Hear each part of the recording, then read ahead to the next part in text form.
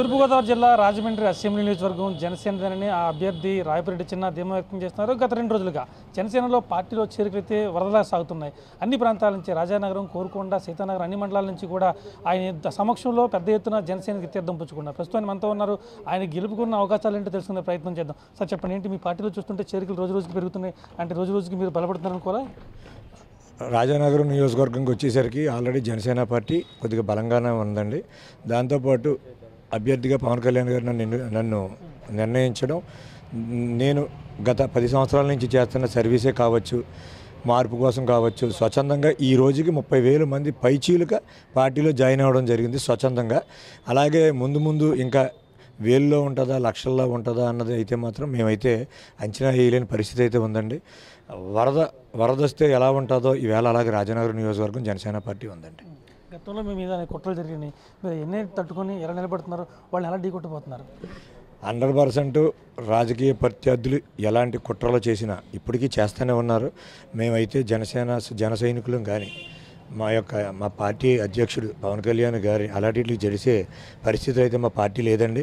మేము దాడులకి చేస్తే తిప్పు కొట్టే స్థాయిలో మా జన సైనికులు ఉన్నారు, అందులో తిరగలేదు.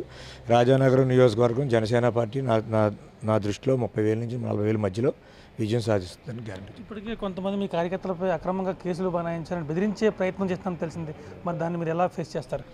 100% మా జన సైనికులు ప్రతి ఒక్కరికి నేను అండగా ఉంటూ వాళ్ళకి ఎటువంటి కష్టం వచ్చినా అంతకంటే ఎంత భయభ్రాంతులు చేస్తున్నారో అంతకంటే ఉధృతంగా మేము దాన్ని తిప్పికొట్టడానికి మేము సిద్ధంగా ఉన్నాం. మేము జడిసే వ్యక్తిత్వం ఉన్న వ్యక్తులం కాదు.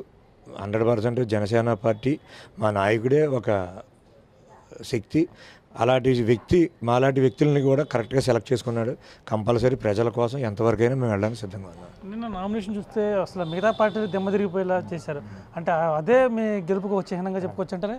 100% స్వచ్ఛందంగా ఎవరికి వారు నామినేషన్ని ఒక సొంత వాళ్ళ ఇంట్లో వాళ్ళ కుటుంబంలో ఇది ఒక క్యాండిడేట్కి సపోర్ట్ చేయాలన్న ఆలోచనలో ఉన్నట్టుగా నిన్న చాలా ఉధృతంగా అసలు మామూలుగా ఒక ప్రవాహంలాగా వచ్చి ప్రవాహంలాగా వచ్చి ఒక చూడండి తుఫాను వచ్చినప్పుడు ఉప్పున ఏంటంటే అది కెరటాలు వస్తే అంత ఉధృతంగా నిన్న అయితే మాత్రం జన సైనికులు సునామీ సృష్టించారు. ఇలాగే ఈ 10 రోజులు ఉంటే ఏంటి మీకు ఆ ఉప్పెన మీ వైపు ఆకర్షించడానికి జనసేన పట్ల అంత ఆకర్షితంగా ఉండడానికి కారణం ఏంటంటారు? అంటే ప్రజలు మార్పు కోరుకుంటున్నారు సార్. ఎందుకంటే పవన్ కళ్యాణ్ గారి పాలన చూడాలి. ఇలాంటి వ్యక్తి రాష్ట్రానికి ముఖ్యమంత్రి అయితే రాష్ట్రం బాగుంటుంది, రాష్ట్రంతో పాటు ప్రజలు బాగుంటారనే ఉద్దేశంతో ప్రజలైతే నిర్ణయం ఒక కమిట్మెంట్కి వచ్చారన్నది నిన్న జరిగిన సన్నివేశాన్ని బట్టి మనకు పూర్తిగా అర్థమవుతుందండి. ఇది మొత్తం చూసుకుంటే జన సైనికులపై కావచ్చు, తనపై జరిగిన కుట్రలన్నీ ఢీకొట్టి ఈరోజు బరిలో నిలబడ్డాను. తర్వాత ఇక సైనికులపై కూడా ఉన్న కార్యకర్తలపై అక్రమ కేసులు బనాయించి వాళ్ళని బెదిరించాలని చూస్తే జనసేన బెదిరే ప్రసక్తి లేదు. ఖచ్చితంగా దానికి సమాధానం చెప్పి తీరుతాం. అలాగే రాజానగరం నియోజకవర్గంలో ఖచ్చితంగా మిగతా పార్టీలకు చొక్కెదురులా అత్యంత భారీ మెజారిటీతో గెలిచి తీరుతానని చెప్పి రాయపరెడ్డి చిన్న ధీమా వ్యక్తం చేస్తున్నారు. కెమెరామెన్ సాయికృష్ణతో Rajesh, 99 TV, Rajanagaram. Hi, this is Siddhi Idnani and please do subscribe to New Waves.